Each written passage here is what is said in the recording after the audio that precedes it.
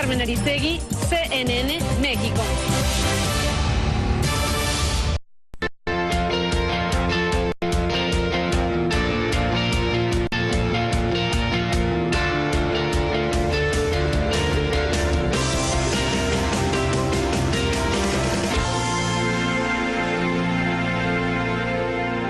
Bienvenidas y bienvenidos, gracias por estar aquí. Está en México Javier Cirrutza.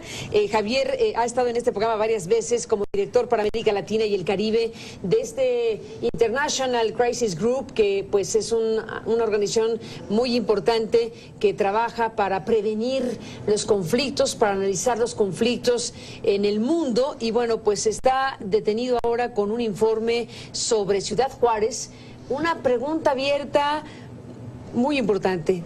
Transitando del abismo a la redención. Es este informe para América Latina, bueno, para esta parte de Ciudad Juárez que está presentando y que nos remite a un lugar en México que se ha convertido y se convirtió en los últimos años en un lugar emblemático, el lugar de los feminicidios, el lugar de las muertas de Juárez, como se llamó a este fenómeno de feminicidios en este lugar del norte de México. Javier, bienvenido a México, gracias por estar aquí de nuevo. Carmen, no solamente es un placer estar aquí, sino también un honor, y permíteme, antes de hablar de Ciudad Juárez, expresarte toda mi solidaridad y la International Crisis Group por los momentos que estás pasando y decirte que te has convertido en un símbolo de la libertad de expresión en el continente, así que es un doble honor estar Gracias, aquí Javier, contigo. por tu comentario, te lo aprecio mucho. Ya veremos cómo transitamos esta situación para contarla en CNN, pero por lo pronto estamos frente a un tema muy importante porque efectivamente el caso de Ciudad Juárez se convierte al paso de los años en ese lugar donde han ocurrido las peores cosas en contra de las mujeres. Se convirtió en un espacio de grandes luchas, de grandes batallas que llegaron a los ámbitos internacionales y que ustedes ahora presentan este informe que están dejando la puerta abierta por lo menos a la posibilidad de la redención. Cuéntame de qué va el informe, cómo lo hicieron, qué retrata, qué registra. Mira, durante 18 meses estuvimos trabajando en Ciudad Juárez, conversando con todas las fuentes posibles para determinar qué cosa había pasado en Juárez, tanto cuando la violencia explota y aumenta y convierte a Ciudad Juárez en la capital de los homicidios en el mundo, hasta cuando, así como tan rápido subió, súbitamente disminuyó. Y hoy en día Ciudad Juárez tiene una tasa de homicidios que es igual, por ejemplo, al promedio nacional colombiano, ¿no? De 30 homicidios por 100.000 habitantes, que lo coloca, todavía es una tasa muy alta, pero es mucho menor la de 365 por 100.000 habitantes que adquirió en un momento. Y lo que encontramos, Carmen, fue que esos feminicidios, esa tragedia que sufrió Ciudad Juárez fue una semilla obviamente de tristeza, de impunidad, pero también fortaleció la reacción de Ciudad Juárez. Ciudad Juárez es un ejemplo de cómo la sociedad civil puede contribuir con su liderazgo a cambiar las cosas y a darle un rumbo positivo y a devolver la esperanza de la gente. Es un cambio de abajo para arriba, incompleto, con todavía muchos peros y muchas sombras, pero un ejemplo para muchas regiones de México que todavía no logran lo que logró Ciudad Juárez, que es un consenso que a la violencia hay que ponerle un freno. Un consenso social que proviene del horror mismo. Exactamente. Que proviene de una sociedad que llegó a los límites de la impunidad, que llegó a los límites finalmente y que tomó acciones. Decíamos antes de entrar a la propia transmisión, estas cruces de color rosa, esta manera en que la sociedad civil decidió tomar ese tema como prioritario y fundamental. ¿Qué fue ocurriendo en el camino, además de una participación directa, de una mirada también internacional, nacional e internacional?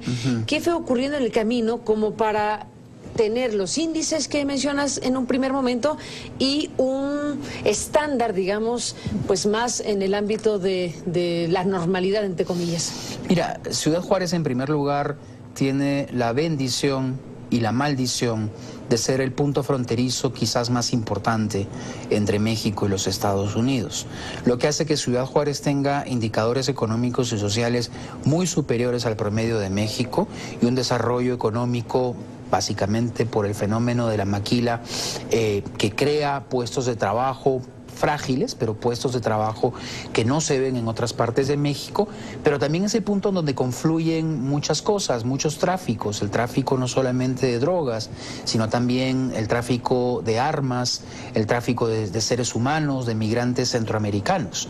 Y esto hace en un momento determinado, en el contexto de la ofensiva del presidente Calderón, que esto estalle porque los carteles que se estaban disputando el control de esta plaza, que era fundamental como punto geográfico para la distribución de la droga en Estados Unidos, entran en una confrontación mortal y rompen códigos que se habían establecido durante muchos años, que era que las venganzas tenían cierto límite, que había ciertas personas a las cuales supuestamente no se les tocaba. Y como tú recordarás, algunas masacres específicas, especialmente de jóvenes, conmocionaron a una ciudad que se había acostumbrado a una dosis, digamos, aunque dicho de manera muy cruda, una dosis de muertes que era admisible para una sociedad como juarense, la dispara y en 3 años produce más muertos que en los últimos 30. ¿No? Y eso genera esta reacción. ¿De dónde viene la reacción? De las cruces rosadas de las mujeres que mueren en la frontera, pero también el horror que lo vive el empresario, el juarense, la iglesia, la ONG, el poblador, el médico, ¿no? Los médicos jugaron un rol muy importante en la reacción y empiezan mediante redes sociales, líneas de emergencia, información, a poco atreverse a denunciar esos hechos.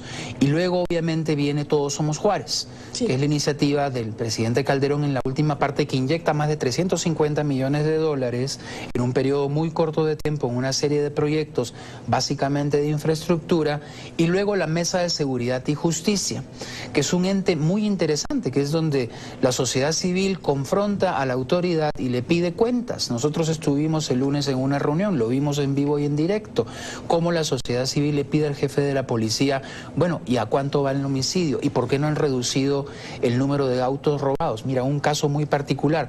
En Juárez había una epidemia de carros sin placas y eso era sinónimo de delincuencia. Bueno, la sociedad civil presionó y ahora el 95% de los autos tienen placas. Y entonces esos pequeños logros van generando mayor confianza y entonces es una experiencia de fiscalización, de rendición de cuentas y de diálogo entre sociedad civil y el Estado. Como te digo, con algunas limitaciones, obviamente. Después de la pausa, Javier, regresamos contigo. ¿Qué les cuentas?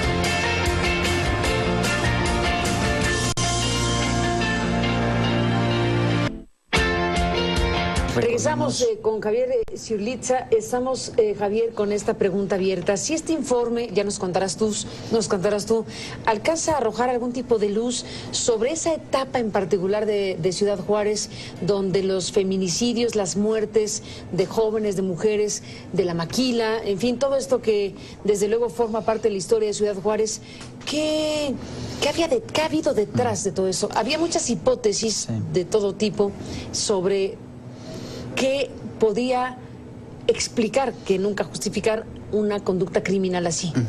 Mira, el informe no aborda los feminicidios como casos individuales, se concentra en la explosión de la violencia a partir del 2008, el aumento de las muertes y las matanzas que hubo entre 2008 y 2011 básicamente, pero en las investigaciones, en las entrevistas que hicimos, los casos de las mujeres asesinadas surgía una y otra vez, y hay obviamente muchas teorías como las que tú mencionas. Hay 3 elementos que nosotros recogemos. Primero, una cultura profundamente machista que coloca a la mujer en un estado de indefensión. Segundo, el fenómeno desechable. Segundo, esto coincide con la crisis de la maquila. La maquila crea un sistema muy perverso que deja a la mujer como trabajando 16 horas sin posibilidad de cuidar a sus hijos, con una vulnerabilidad laboral, con casos de acoso sexual dentro del centro de trabajo muy fuertes. Proveedoras del hogar, sometidas a estructuras patriarcales muy duras que se multiplican en la maquila. Y el tercero son los grupos criminales, los carteles que usaban a las mujeres en formas de esclavitud sexual. Entonces creo que este cóctel se fue mezclando probablemente con algunos personajes. Obviamente hemos escuchado esas historias, pero son solo suposiciones. Algunos personajes que eventualmente pudieron usar estas mujeres con fines de explotación sexual, chantaje y finalmente asesinato, ¿no? Javier, eso es una historia que se tendrá que investigar más ampliamente, porque efectivamente todo eso junto, este cóctel, como dices, habla de un contexto totalmente de vulnerabilidad para las mujeres, el tema de la maquila, muy importante, como mencionas. En la parte donde ustedes investigan, que es finalmente 2008 para acá, ¿no? Sí. 2008 para acá, ahí el incremento de la violencia está asociado directísimamente con los cárteles en disputa, el narcotráfico, el crimen organizado en su conjunto. ¿Qué es lo que explica finalmente esos grados de violencia? Es el crimen organizado, es una disputa centrada, es una disputa sobre las redes de microtráfico en Ciudad Juárez. ¿Plazas?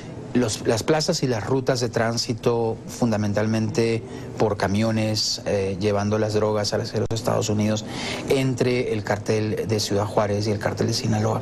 Ese es el escenario macro. Dentro de eso, sin embargo, se mueven varios escenarios micros, y uno de ellos es la corrupción.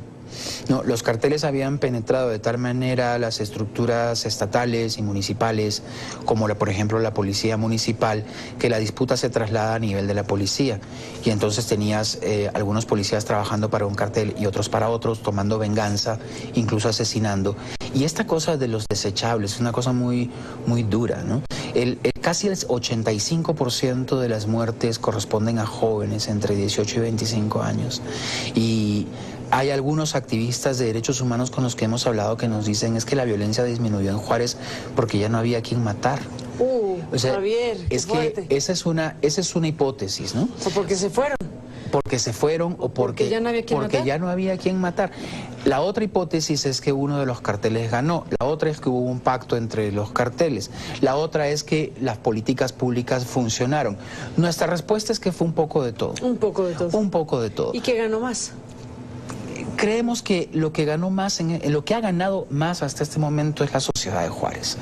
Y es su mérito que esta disminución de la violencia se haya sostenido y que la ciudadanía haya recuperado cierta normalidad, ¿no? Pero obviamente también, como ha pasado también en otras ciudades, en Medellín, por ejemplo. ¿Gana un cártel y se pacifica relativamente? O el cártel entiende que masacrar y asesinar no es bueno para el negocio y que es mejor estar debajo del radar. Entonces, estos logros de Juárez son todavía frágiles. El enlace entre lo que se ha logrado en Juárez y el éxito en Juárez depende de un concepto que es la prevención del delito. Tenemos que pasar de enfrentar a los criminales a prevenir que puedan reclutar esos jóvenes que todavía viven en la pobreza, que todavía tienen problemas de acceso al trabajo, que todavía, especialmente las mujeres, están expuestas a abusos muy diversos. Entonces, esa población vulnerable hay que protegerla. Y este gobierno ha dicho, la prevención será nuestra principal tarea. Hay un programa nacional de prevención del crimen y ahora el desafío es vincular ese programa nacional de prevención con lo que Juárez logró: combinar el liderazgo de la sociedad civil con el apoyo del gobierno federal. Ese es el reto por delante. El reto por delante. Cuando se habla de estas cosas en un lugar, en una ciudad, en este caso, bueno, se habla de reconstruir el tejido social. Es una expresión que se usa muchísimo y que aquí, bueno, parte de lo que dices tiene que ver precisamente con una sociedad que hace cosas. ¿Qué cosas en específico hizo la sociedad juarense, además de posicionar y de tomar el tema de la violencia contra las mujeres como un asunto de la agenda de la sociedad? ¿Qué prácticas, qué cosas han ocurrido a lo largo de estos años como para plantearte, como te planteas, Ciudad Juárez transitando del abismo a la redención? Te lo preguntas. Bueno, ¿qué podrías contarnos de lo que tú viste, de lo que vieron los investigadores de Crisis Group en esta investigación? Lo que encontramos fue unas ganas muy grandes de recuperar la ciudad. Como en Colombia un poco, ¿no? Como en Bogotá, como inyectar orgullo de ser colombiano, como inyectar, revivir el sentimiento de pertenencia. ¿Hacia allá está la cosa? Ciudad Juárez tenía una ventaja: su sociedad civil preexistía a la violencia. O sea, antes de la violencia en Ciudad Juárez ya había un tejido social más fuerte que en otros lugares de México. En segundo lugar, tienes un empresariado que se quedó. La mayoría, no todos, se quedaron y le apostaron a Juárez y le invirtieron en seguridad. Al principio un poquito mal, después fueron aprendiendo. No, al principio era pagar seguridad privada y de repente algunos dijeron, no, ¿por qué vamos a fortalecer la seguridad privada? Presionemos al municipio a que depure la fuerza pública. Luego tuvimos el periodo del comisario Leizaola, Sí. ¿no? Controvertido. Pero a con ver, problemas. Leizaola ha estado un tema. Es un tema. Muy controvertidos sus métodos, pero fíjate, lo que es interesante es lo que escuchamos de los empresarios, de los médicos, de las mujeres juarenses. El secretario de Seguridad Pública del Esto no fue mérito de Leizaola, fue nuestro mérito. No, Leizaola ayudó en un momento con la depuración. Más de la mitad de la policía municipal se fue de un momento a otro. Eso ayudó. Fue como un detonante de un progreso, un oxígeno. Pero los métodos que nosotros hemos encontrado, leído, reseñado en el informe que usó Leizaola no eran sostenibles. Tú no puedes detener al 8% de la población juvenil de Juárez por la mera sospecha. Tú no puedes decir el 8%, no, detenido sin mérito y liberado 36 horas después pagando una multa, ¿no? Entonces eso es una extorsión pública. Entonces esos métodos no eran sostenibles. Entonces creemos que el proceso Leizaola afortunadamente fue breve. Aunque algunos le reconocen efectividad, no ortodoxia. Corto plazo. Corto plazo. Creo que, al igual que ha pasado en Colombia, no, Uribe restauró la seguridad en las carreteras, sacó a las guerrillas de ciertas zonas del país, pero no podía lograr la paz porque su estilo era muy confrontacional, ¿no? Y por eso es que ahora el proceso de paz lo conduce el presidente Santos en oposición a Uribe. Creo que de alguna manera el proceso encarnado por Leizaola representa este enfrentamiento, esta mano dura, pero que en casos como Ciudad Juárez y creo que en la mayor parte de las ciudades de México te rinde frutos solamente en muy corto plazo y tiene costos en el largo plazo, con muy altos costos en derechos humanos, porque empezamos a ser muy permisivos con el uso de la tortura, empezamos a justificar que al supuesto miembro de una banda criminal se le pueden vulnerar todos sus derechos y nos olvidamos de nuevo que lo más importante es la prevención, que es allí en donde los juarenses han logrado los mejores méritos y los mejores resultados. Independientemente de la crítica a los métodos o al modus Leizaola, ese periodo breve o relativamente breve sí tuvo una disminución dramática de los índices de violencia, ¿eso es verdad? Sí, pero también hubo otras cosas, ¿no? Especialmente porque los carteles cesaron su enfrentamiento, ¿no? Las denuncias se multiplicaron geométricamente, probablemente también como consecuencia de las nuevas políticas, y debemos también decir que Todos Somos Juárez, la iniciativa de Calderón ayudó porque fue una gran inyección de dinero, recursos, unos 350 millones de dólares en un plazo muy breve. Déjame hacer una pausa y regresemos en este punto. Lo que significó para Juárez es Todos Somos Juárez, para, entre otras cosas, la restauración de una parte del tejido social. Después de la pausa, Javier, regresamos.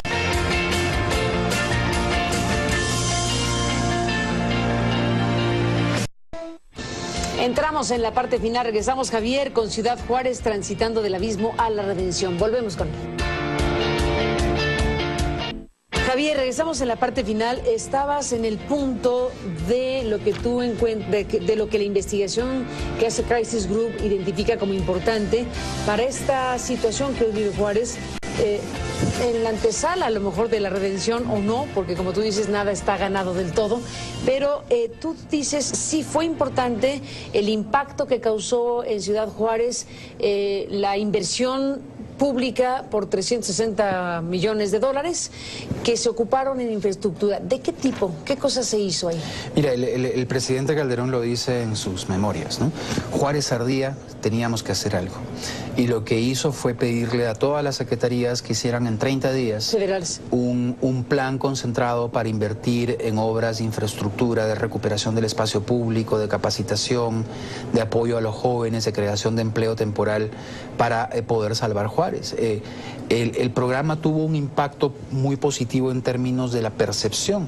Los juarenses sintieron que habían cosas que se estaban haciendo por la ciudad y eso cambió también el ánimo de la población, de los profesionales que eran extorsionados en su gran mayoría, que empezaron a poner denuncias anónimas para investigar a los que estaban haciendo uso, los estaban extorsionando. Entonces Todos Somos Juárez tuvo un impacto positivo de choque. El problema de Todos Somos Juárez es que acabó con la presidencia de Calderón y entonces no hubo continuidad y no hay ningún estudio de lo que podamos conocer que nos ofrezca un balance objetivo de qué funcionó y qué no. Hubo mucho dinero invertido en infraestructura que no se usó, hospitales que nunca se pusieron en práctica porque no tenían médicos, escuelas que no se completaron porque no tenían profesores. Entonces fue una buena idea, fue un buen impulso, pero no tuvo continuidad. ¿Y se acabó con el sexenio? Se acabó con el sexenio. ¿Qué cosa tenemos ahora? El Programa Nacional de Prevención del Delito, el PRONAPRED, que está en la CEGOP, que ha invertido hasta ahora $80 millones en Juárez, en proyectos parecidos. Lo que hace PRONAPRED es un esquema de consorcio público-privado, subcontrata con ONGs, con entidades privadas para que ejecuten proyectos. Pero en sus primeros 2 años, PRONAPRED ha tenido algunos problemas de ejecución. El responsable del programa tuvo que renunciar por algunos conflictos de intereses y los recursos llegaron muy tarde.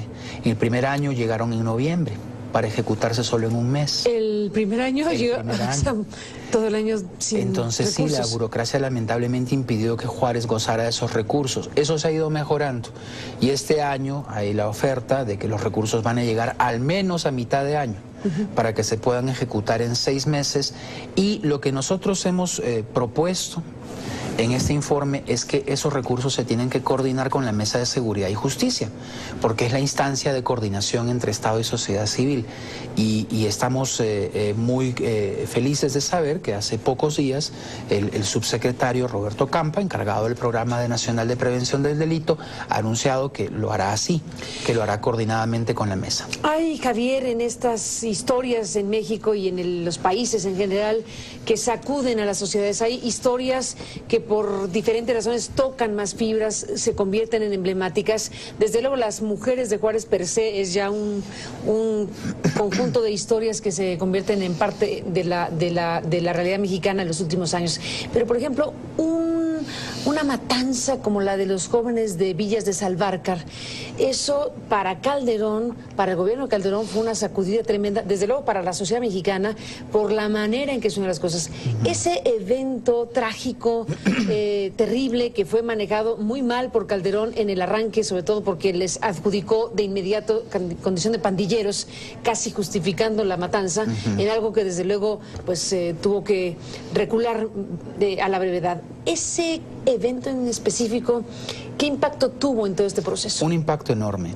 Así como decíamos que las cruces rosas de las mujeres asesinadas en Juárez son el motor de la reconstitución de la sociedad civil juarense, los jóvenes de Villas de Salvarcar son los que hacen que la Mesa de Seguridad y Justicia permanezca y continúe. Casi me atrevería a decir que el Programa de Prevención del Delito debería llevar ese nombre en honor a esos jóvenes que han movido a la sociedad juarense, porque eran los suyos, eran los chicos del costado. Y entonces ese asesinato realmente movió muchas fibras. Había muchos otros que pasaron anónimos, pero este programa debería rendir tributo a esos jóvenes. Sin duda, Javier, pues gracias por estar aquí en el programa ahora que estás en México en estos días. Te aprecio mucho que hayas compartido el estudio con el auditorio de CNN. Carmen, nuevamente un placer y un honor estar aquí. Igualmente, Javier, un abrazo, bienvenido a México y gracias por estar aquí. Gracias a usted que nos permitió acompañarle. Pásela bien. Hasta mañana. Buenas noches.